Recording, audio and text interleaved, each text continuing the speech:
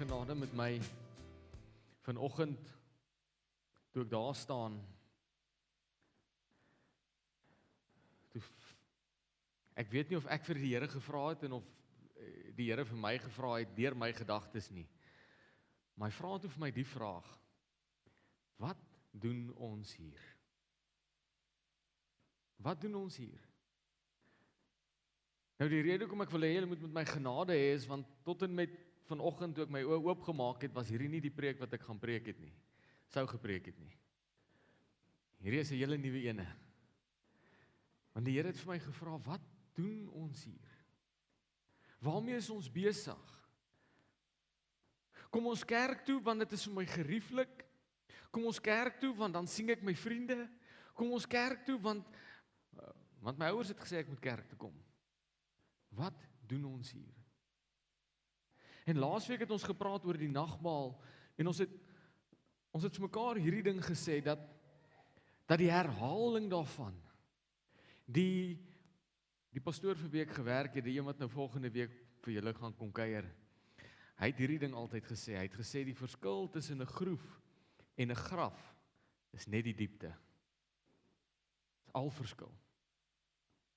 As jy in 'n groef geval het, as jy in 'n groef is van ek gaan nou maar net kerk toe want dis wat vir my verwag word. Ek gaan kerk toe want dis wat 'n mens op 'n Sondag doen. Dis maar 'n baie vlak graf waarin jy dan is.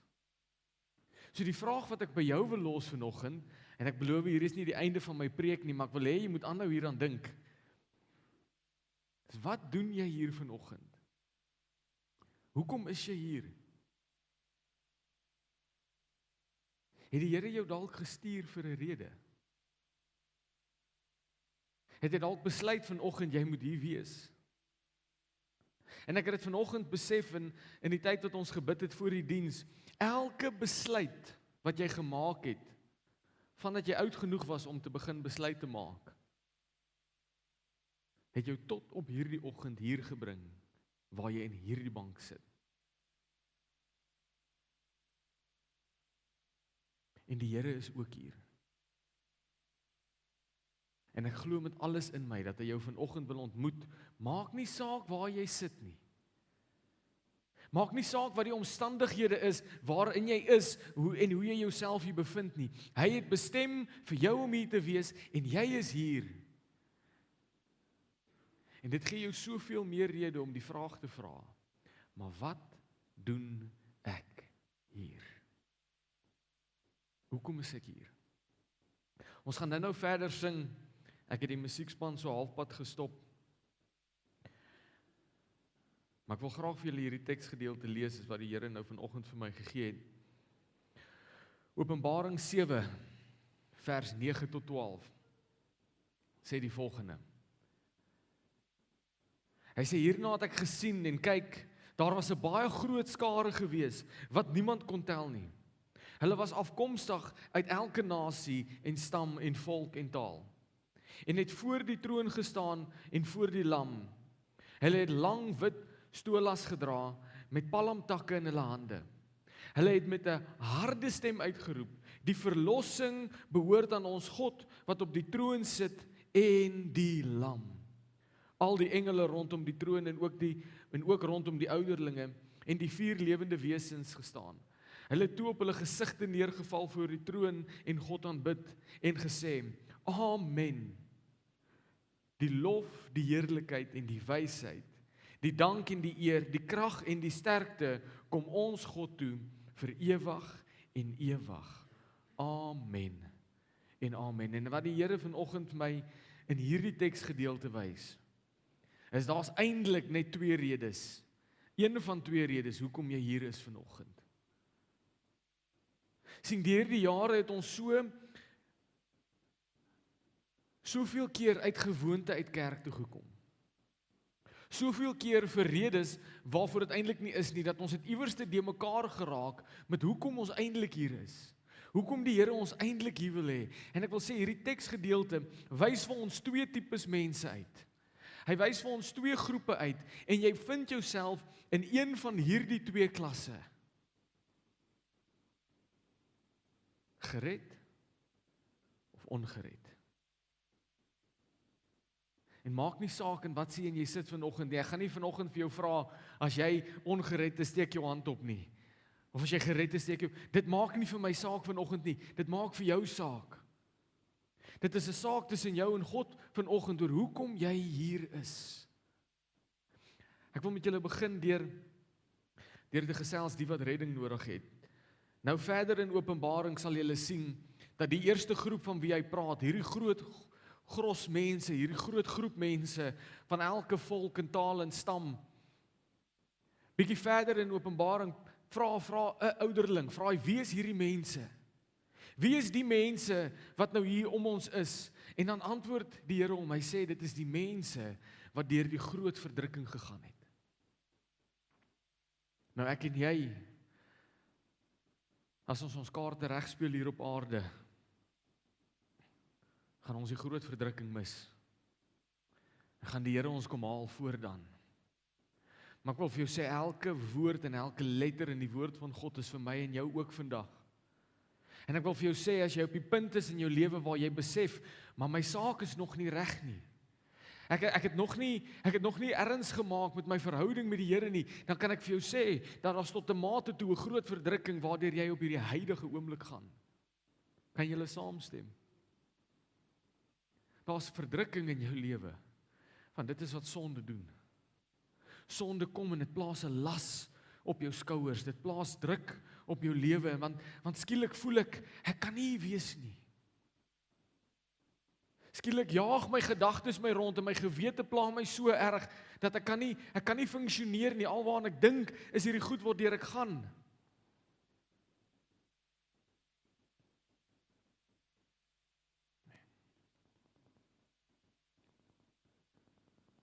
Sien, sonde doen dit aan 'n mens. Ons word verdruk deur ons eie sondige natuur. Ek wil vir julle 'n ander gedeelte in die woord van God lees, Matteus 8, vers 1 tot 3. Dit sê, nadat Jesus van die berg af gekom het, het 'n groot skare hom gevolg, en kyk, 'n melaatse het na hom gekom, voor hom gekniel en gesê, Here, as U wil, kan U my rein maak. Hy het sy hand uitgesteek, hom aangeraak en gesê, ek wil word rein, en hy is onmiddellik van sy melaatsheid gereinig. Nou sien in die Ou Testament, Levitikus en Exodus en so aan, dan praat die priesters oor melaatsheid. Hulle sê dit is 'n ding wat maar hier onder die vel begin. Eers sien jy hom nie. Eers weet jy nie hy's daar nie. En dan begin hy sulke klein harde kolletjies op 'n mens se vel maak en dit begin so blink en dan tas hy die senuweestelsels aan en dan begin vingers en tone en ledemate inval.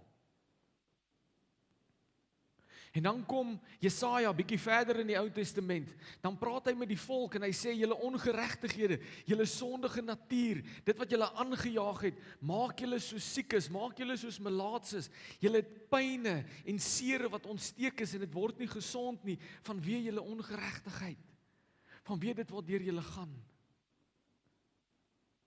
En ek is nie hier om te doom en gloom vanoggend nie, ek wil net vir jou 'n prentjie skep.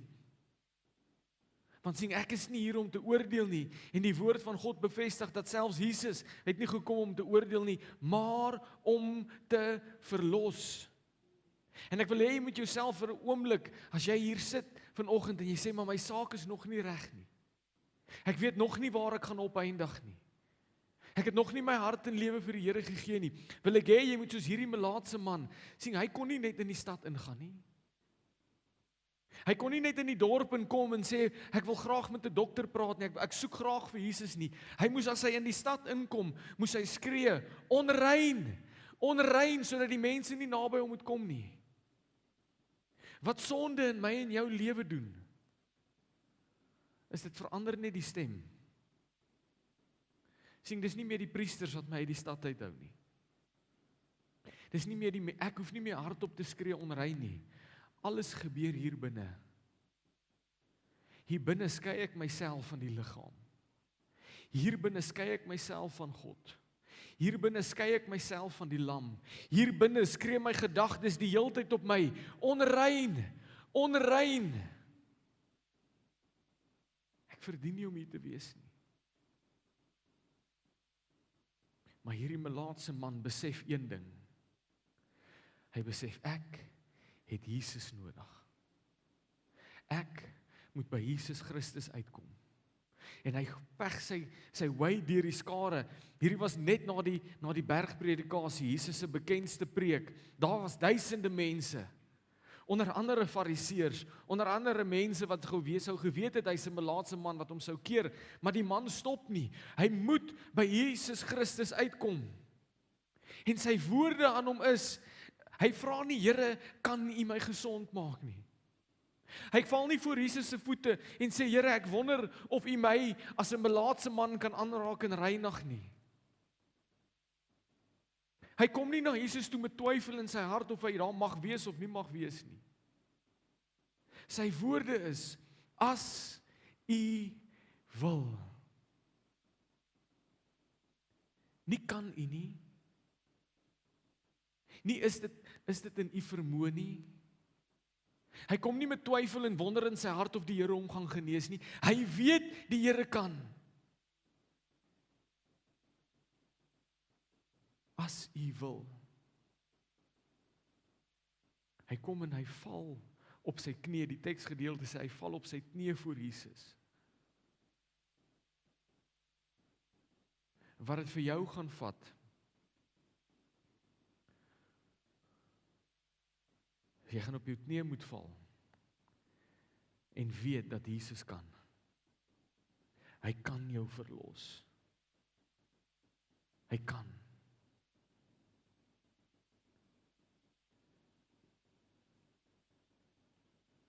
En sien net soos hierdie eerste groep mense wat ons lees in Openbaring. Hierdie man besef dieselfde ding, want hierdie eerste groep, vers 10 sê, hulle het met 'n harde stem uitgeroep, die verlossing behoort aan ons God op die troon en aan die Lam.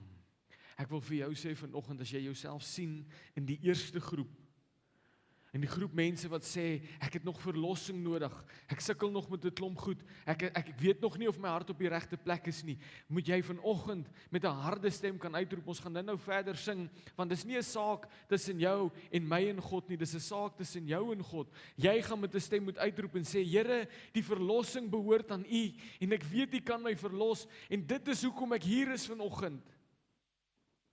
Dis die rede hoekom 'n mens kerk toe kom. Hierdie mense was in die hemel vir daai spesifieke rede. Hulle het voor die troon van God gestaan vir daai rede, want hy verlos. Jy sit dalk vanoggend hier, jy dink, ek is net hier want iemand het my genooi.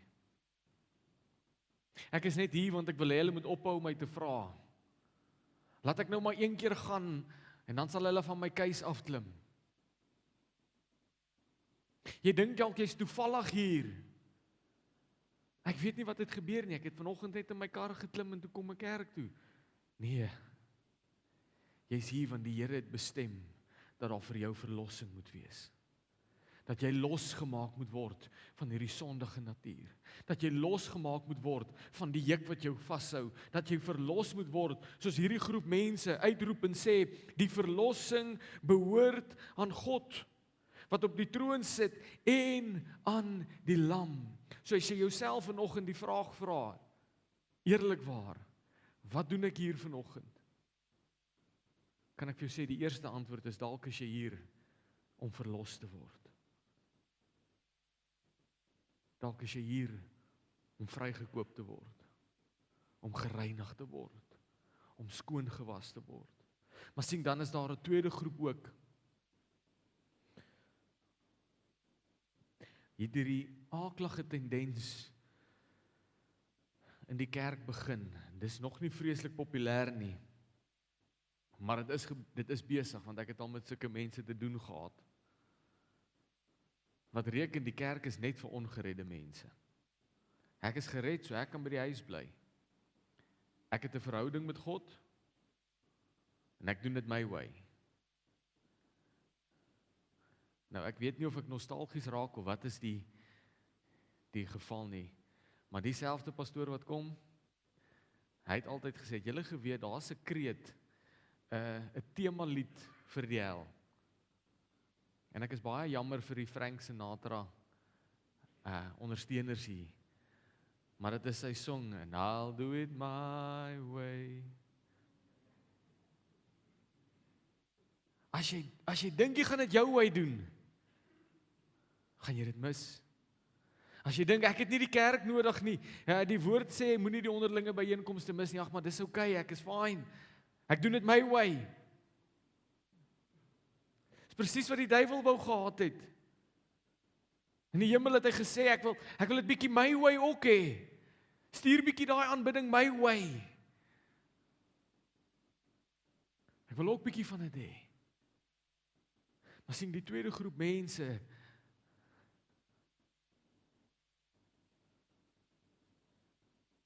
sien ons is bietjie in 'n ander baan. Hulle het al bane verander van die verdrukking na die volgende baan toe. Hoor, vers 11 sê, al die engele rondom die troon, en ook rondom die ouderlinge, en die 4 lewende wesens, en om die 4 lewende wesens gestaan, hulle het op hulle gesigte neergeval voor die troon, en God aanbid en gesê, Amen, die lof, die heerlikheid, en die wysheid, die dank en die eer, die krag en die sterkte kom ons God toe, vir ewig en ewig. Amen. Sien, ek en jy gaan nooit op die plek kom waar ons nie nog redding nodig het nie. Besef julle dit? Ons gaan altyd 'n bietjie redding nodig hê. So jy gaan altyd by die kerk aankom en dalk moet ons dit begin doen. Dalk moet jy in die oggende as jy hier instap by die voorportaal eers vir 'n oomblik stil staan en vir die Here vra, Here, wat doen ek hier? Want jy gaan altyd 'n bietjie redding nodig hê. Jy gaan altyd nodig hê dat die Here jou bietjie moet skuif, jou rigting moet verander. Jy gaan nooit op die punt kom waar jy nooit redding nodig het nie. Maar jy gaan iewers op die punt kom waar jy hier staan en sê, Here, ek is net hier om vir U al die lof en al die eer te gee. Here, ek weet my saak met U is reg, Here. Ek weet ek het 'n verhouding met U. So die rede hoekom ek kerk toe kom is dalk nie meer 100% redding nie. Dit is nou aanbidding. Dit is nou om vir U die eer te gee. Dit is nou om voor U voete neer te val en te sê, Here, U verdien alles. Dis hoekom ek hier is.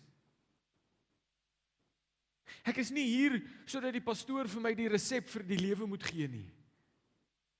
Ek is nie hier want ek het desperaat finansies nodig en dalk sê die pastoor net iets wat my kop gaan skuif en vir my 'n plan gaan gee. Nee. Jy's nie hier vir dit nie. Ek wil so ver gaan om te sê, jy's ook nie hier om na nog 'n preek te sit en luister nie. Jy's hier om die Here se naam groot te maak. Hierdie tweede groep wat ons in die hemel sien, hierdie tweede groep wat ons in Openbaring sien, al wat hulle doen is hulle maak die Here se naam groot. Ons het dit nou gesing, die kreet, die temalied van die hemel. Heilig, heilig, heilig is die Here God Almagtig. Dis wat hulle doen. Hulle is deur die verdrukking, hulle is deur hierdie moeilike tyd, sonde het hulle mee gedeel, hulle werk daarmee, hulle het nou 'n verhouding met God, en nou maak hulle sy naam groot.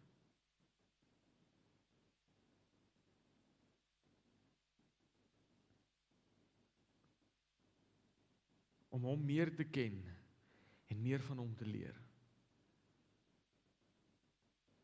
Sien, om by die ewige lewe uit te kom, moet jy die redding ontvang deur die geloof in Jesus Christus. Maar wanneer jy daardeur is, dan skryf Johannes vir ons 'n interessante ding. Johannes 17 vers 3 tot 4. Hy sê, en dit is die ewige lewe. So wanneer jy gered word, wanneer jy glo in Jesus Christus, wanneer jy die ewige lewe ontvang, hier is wat dit is. Hier is wat dit is wanneer jy jou hart en lewe vir Jesus Christus gegee het. Dat hulle U ken. Dit is die ewige lewe. Die enigste ware God. En ook hom wat U gestuur het, Jesus Christus. Ek het U op die aarde verheerlik deur die werk te voltooi wat U aan my gegee het om te doen. Ons het laasweek ook vir mekaar gesê, om hom werklik te aanbid. Ek dink dit was met woordskool. Om hom werklik te aanbid, is nie om nog 'n liedjie te sing nie. Is nie nog 'n praise and worship aand nie. Om hom werklik te aanbid, is om te sê, Here, hier is ek, en dit wat u woord sê, dit gaan ek doen. Johannes sê, hierdie is die ewige lewe. Ek het u op die aarde verheerlik, deur die werk te voltooi, wat u aan my gegee het, om te doen. Die Here wil hê ons moet hom aanbid. Die Here wil hê ons moet hom groot maak. Hy wil hê ons moet sy naam gaan verkondig. Hy wil hê ons moet met hom praat. So waarvoor kom jy kerk toe? As jy nie in die eerste groep is, wat gekom het om verlossing te ontvang nie, dan is jy in die tweede groep wat gekom het, om sy naam groot te maak, om sy naam te verkondig, om nog mense na die Here toe te lei. Dis waarvoor jy gekom het. Sien, ek is net eintlik hier. Ek staan hier voor en skree my stem weg. Net vir 'n bietjie opleiding. Sodat jy kan uitgaan en doen wat God vir jou gesê het om te doen. Ken God meer, ken Jesus Christus. Verryk jouself in sy woord. Amos 3 sê dat die Here doen niks sonder om dit aan sy diensknegte te openbaar nie. Ek hoef nie te wonder wat die Here wil doen nie. Ek hoef nie te wonder waarvoor wil hy my gebruik nie. Ek hoef nie te wonder hoekom ek by die kerk is nie. Amos sê dat die Here doen niks as hy dit nie aan sy diensknegte geopenbaar het nie. Hy sal vir jou wys hoekom jy hier is. Hy sal met jou praat. Maar jy gaan tyd in sy woord moet spandeer. Johannes sê verder, om hom te verheerlik deur die werk te voltooi wat hy vir ons gegee het. Die werk om disippels te maak. En sien, dit is presies die woorde op die tweede groep wat ons in die hemel sien se lippe. Oor hoekom hulle daar is. Hoekom julle hier is. Hulle sê amen. Die lof, die heerlikheid en die wysheid, die dank en die eer, die krag en die sterkte kom ons God toe vir ewig en ewig. Amen. Ek wil net 'n tydjie vat om hierdie woorde wat uit hulle monde uitkom te ontleed. En die Here te vra om ons te help om dit oop te breek. Sien, die eerste rede hoekom jy hier is om hom te loof. Hulle begin hulle woorde met amen. Die lof kom die Here toe. Jy's hier om sy naam groot te maak. Die eer, hulle sê die heerlikheid en die wysheid, ons eer die Here. Ons eer hom vir sy heerlikheid, ons eer hom vir sy wysheid. Dis hoekom jy hier is, om hom te dank, want hy sê die dank en die eer. Om te getuig van sy krag, want hulle sê die krag en die sterkte kom ons God toe. En dan sê hulle 'n wonderlike ding. Hulle sê nie elke tweede Sondag nie. Hy sê nie een keer 'n maand met 'n aanddiens nie. Hy sê nie per geleentheid wanneer daar iets in die dorp aangebied word nie. Hy sê vir ewig en ewig. Amen. Tot in ewigheid gaan jy jouself in een van hierdie twee klasse vind. Gaan jy jouself in een van hierdie twee posisies vind. Of vir redding, of om sy naam groot te maak. Ek gaan vra dat die musiekspan vorentoe sal kom.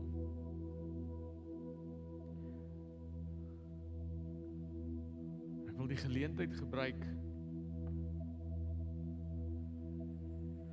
dat jy tussen jou en die Here sal uitmaak. Hoekom is jy hier vanoggend? Hoekom het hy jou tot op hierdie punt gebring? Hoekom is dit dat al die besluite wat jy gemaak het in jou lewe tot dusver toe, jou tot hier gelei het? Waarvoor is jy hier vanoggend?